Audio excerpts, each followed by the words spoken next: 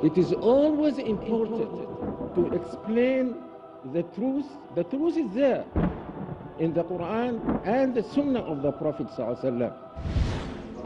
And that is declaring La ilaha illallah Muhammadur Rasulullah. There is no other deity, no other God, no other person that I put my trust in other than Allah.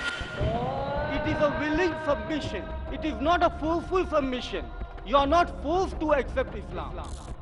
We ask Allah, oh Allah, give us goodness in dunya and also goodness in akhirah.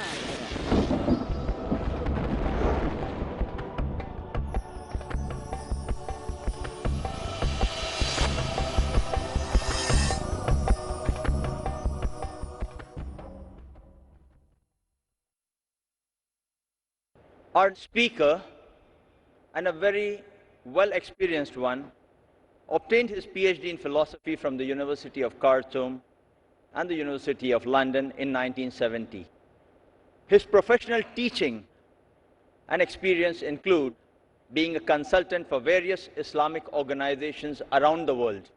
He is a chairman of the founding council of the American Open University. He is a professor of Islamic Studies, Department of Aqidah, Dawah and Information at the Imam Muhammad ibn Saud Islamic University, Saudi Arabia. He has authored many articles and research papers.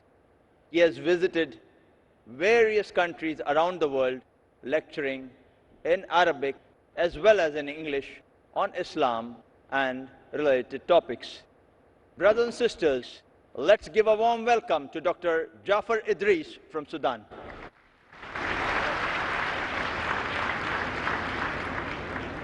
بسم الله الرحمن الرحيم وما أرسلنا من رسول إلا بلسان قومه ليبين لهم. This verse says that Allah subhanahu wa ta'ala never sent a prophet except to teach in the language of his own people so that they may understand. So this is the task of the prophets. Allah subhanahu wa ta'ala sends them messages, but it is their task to explain that message to their people in their own languages. And after the prophets pass away, like Prophet Muhammad sallallahu alayhi wa sallam, the companions or the scholars who come after them assume that role, because it is always important to explain the truth. The truth is there in the Quran and the Sunnah of the Prophet ﷺ. But there are people who don't speak the Arabic language. There are people who need, even when they speak the Arabic language, they need these verses of the Quran and sayings of the Prophet ﷺ to be explained to them in their own languages. And this is what scholars are doing until now. And this is what we hope to do in this conference, inshallah. We think that our role now is to explain the truth of Islam in the language of our contemporaries. And I think that the brothers assembled here are competent, inshallah, to do this, because they come from different countries, representing different cultures. They have different backgrounds, but there is something that is common among them. They, all of them, know the world in which they live. So they will, inshallah, be able to explain the truth of Islam and to put it in context that make it relevant for the people to see its connection with their interests and with their problems. We cannot say that Islam is a solution for humanity, for the problems of humanity, if we do not succeed in showing how Islam is relevant to the problems that people are facing in this world. But of course, the role of these brothers will not be complete except with responses from you. Responses in the form of questions, in the form perhaps of arguments, in the forms of comments, in the forms of sharing your experience with them. أقول قولي هذا وأستغفر الله العظيم لي ولكم. السلام عليكم ورحمة الله. Jazakallah Sheikh Jafaar Idris. Our next speaker, from being allowed to choose his own religion from the age of 12 years by his liberal and loving parents, saw himself leave the faith of his parents. From Catholicism and moving on to the Protestant church at the age of 16, he began studying to be an evangelist, missionary, and a youth pastor. He stated that while researching ways to counteract Sheikh Ahmad Deedat, he began contemplating the points and arguments Sheikh Deedat was raising. Subsequently, unable to get satisfactory answer from Christian clergymen, his doubts about Christianity and the Bible led him to quit the church. Due to his deep inner conviction of serving the one true God and wanting to share that with his fellow men, he moved on to Islam and joined the IPCI's Learning Academy and gave lectures to students on church history and comparative religion. Presently, he is the trustee of the Dawah Foundation and is chairman of the Muslim Chaplain Services in South Africa. Brothers and sisters, please welcome Areeb Islam from South Africa. Sheikh Areeb Islam.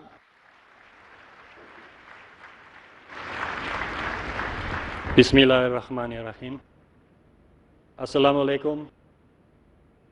Brothers and sisters, I am a revert to Islam. That means I declare that there is no other deity worthy of worship other than Allah, and that the Prophet Muhammad is the final messenger of Allah. So when we say La ilaha illallah Muhammadur Rasulullah, it's a life-changing, peace-changing experience. And for me, it was a life-changing, peace-changing experience. And when we go out as da'is to tell people about Islam, we are selling a product. But we cannot sell a product unless we believe in it.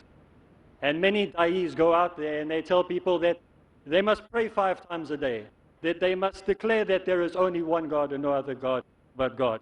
But they don't practice it, they don't believe it. Like our brothers were saying earlier, that many people, they make the declaration, but they don't believe it. They don't believe in what they are selling. Not that we are selling Islam. Islam is not for sale. When the people came and gave me Islam, they gave it to me for free. So I cannot go and charge it. I cannot say to somebody, they must buy it. That's how certain other groups work, where they give 10% or 30% or maybe 50% of your income, depending on how well I speak that day in their congregation. And we do not sell religion. We give it for free. We got it for free, we give it for free. So peace that we find that we want to give people must be a peace that we self-experience. We experience it ourselves, but not in an esoterical way, where it's a far-off, warm feeling that's inside of us, but it's something that we put into action. This peace that is transformed into physical actions by caring about our neighbors, by caring about our friend next to us. When we see someone in need, we help them. When somebody needs a loan with money, we do not charge them interest. You see, we have to be proper Muslims. We have to become Muslims that show people that we have a peace that transcends all understanding, a peace that is practical. Today, there are many young people who look for role models. And you can go into their bedrooms today, and you can have a look in those bedrooms, and you see what posters are on their walls. Are there posters of Michael Jackson? Maybe they're posters of some film star or Bollywood star. Maybe they're a soccer player. Are these the role models that our young people are looking for peace from? Are they going to find this peace with these film stars, these celebrities that in a week's time they make a confession that they used drugs during the time that they played tennis, or they used stimulants to help them become good cyclists? And so we have to look at what role models our children are looking at for peace. And so the type of role models they should be looking at is the great scholars of Islam. And today behind me I have many of my role models, the people that I have looked at, the people that I have followed their careers and seen how they have grown. And these are the people that I want to emulate. People who write great books encouraging us how to be stronger Muslims. And so if we want to bring peace to our people, if we want to bring peace to our families, if we want to bring peace to ourselves, we have to start believing in what we are saying. And that means we have to go back to the basics. And the first speaker said, we need to go back to Tawheed. Tawheed is the most important thing. I've just finished listening to a set of talks by Bilal Phillips on Tawheed.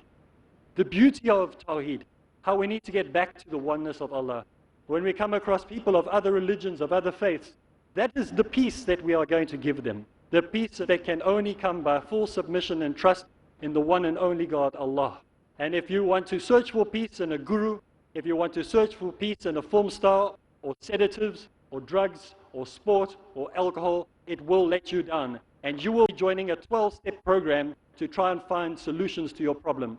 There is only one step in the one-step program, and that is declaring La ilaha illallah Muhammadur Rasulullah. There is no other deity, no other God that I put my trust in other than Allah. And the Prophet Muhammad is the messenger of Allah. Jazakallah. Jazakallah khair, Sheikh Areeb Islam.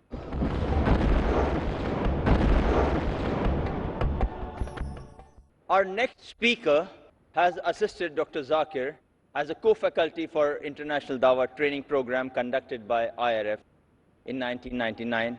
He has addressed Christian conferences, for example, one of over 150 pastors on the subjects like concept of sin and salvation in Islam and Islam and Christianity. Presently, he is the manager, research and comparative religion at the Islamic Research Foundation and an orator for the IRF. Brothers and sisters, please welcome Dr. Shuaib Sayyed.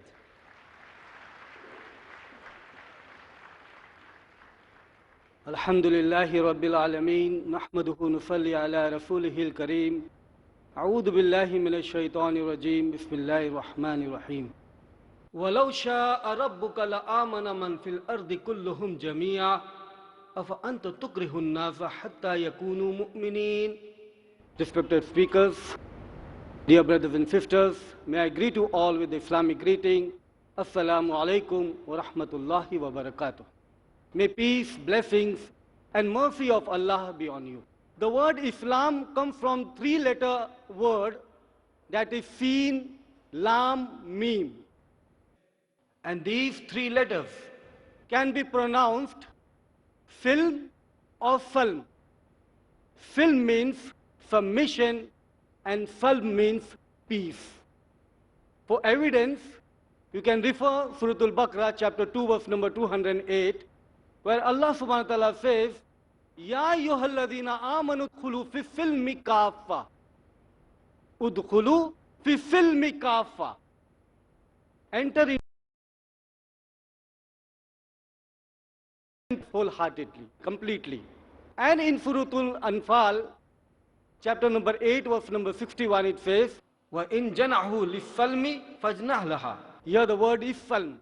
If they seek peace, grant them.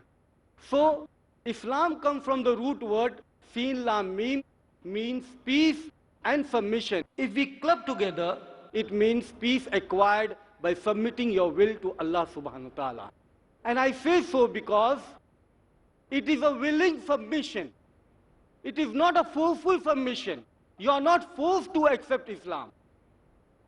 This I say so because even today people have books written on this subject. People propagate this message.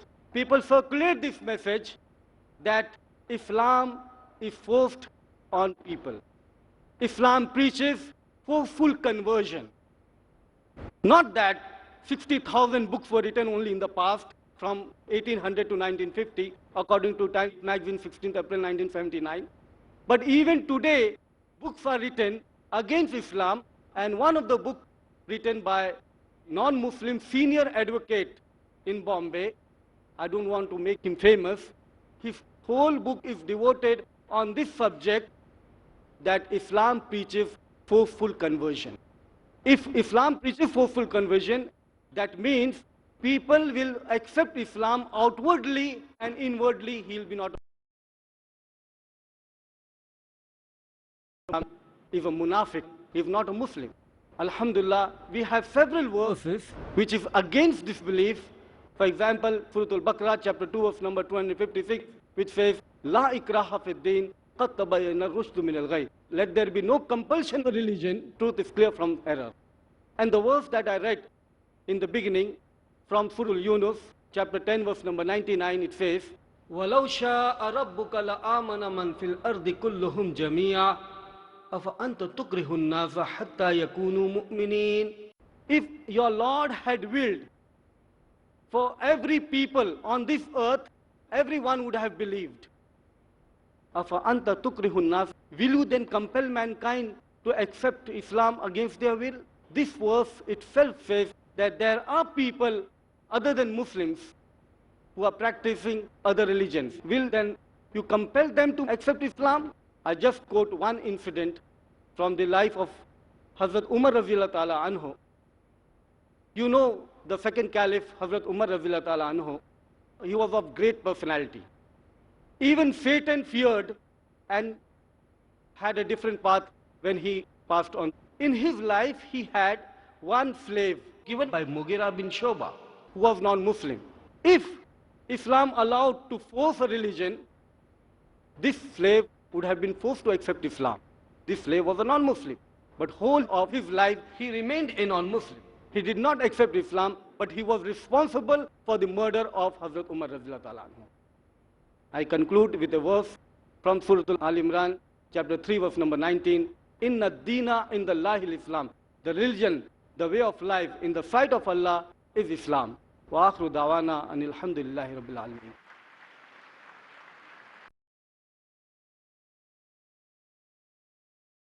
For the evening is a person who has studied under one of the great scholars on hadith of his time, Sheikh Muhammad Nasiruddin Albani. With his vast experience in Islamic social welfare and dawah work, he founded with a group of volunteers in 1984 Al-Khadim in Malaysia, and he is the president of this Islamic organization. He is very popular in Malaysia for his Islamic dawah talks and now worldwide on television channels too. Brothers and sisters, please give a warm welcome to Brother Sheikh Hussain Yee from Malaysia.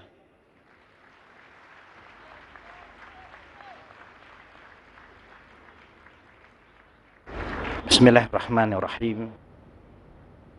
Assalamualaikum warahmatullahi wabarakatuh. Fellow brothers and sisters in Islam, once again, from the beginning of this event, we have been offering salam to all of you. From the chairman to all our speakers here. 13 times people offer the Islamic greeting to all of you, but not even once you respond to them. I'm the 14th. I'm going to offer you. We want to hear the voices from all the brothers who are here. I'm going to greet you with the Islamic greeting once again, and we want voices from your side. Assalamu alaikum wa rahmatullah wa barakatuh. Alhamdulillah. That is how we should respond, brothers and sisters. We must not be ashamed of ourselves. We must not feel shy to say the word of peace. And inshallah, I'm going to guide all of you. I'm going to remind all of you to participate in praising Allah. We want the world to know that we are here today, not just for ourselves, but we are here for the world, for the people. And we want everybody to know that we are here to praise Allah, to ask Allah for protection and peace. And I'm going to lead you in reciting Khutbatul Hajah, so that everybody who is here is praising Allah. Not only we are praising Allah, and you are not praising Allah. Now I am going to guide you slowly. Please follow me. Innal hamdalillah. Say it. Innal hamdalillah. I don't hear you, but Innal hamdalillah. Nahmaduhu wa nasta'inuhu billahi min shururi anfusina wa min sayyiati a'malina. Man yahdihillah fala mudilla lah wa man yudlil fala hadiya lah. Ashhadu an la ilaha illallah wahdahu la sharika lah wa ashhadu anna Muhammadan abduhu wa rasuluh. Lastly, Allah is reminding us in this world there are two types of people. Faminan nas man yaqulu Rabbana atina fid dunya wa ma lahu fil akhirati min khalaq.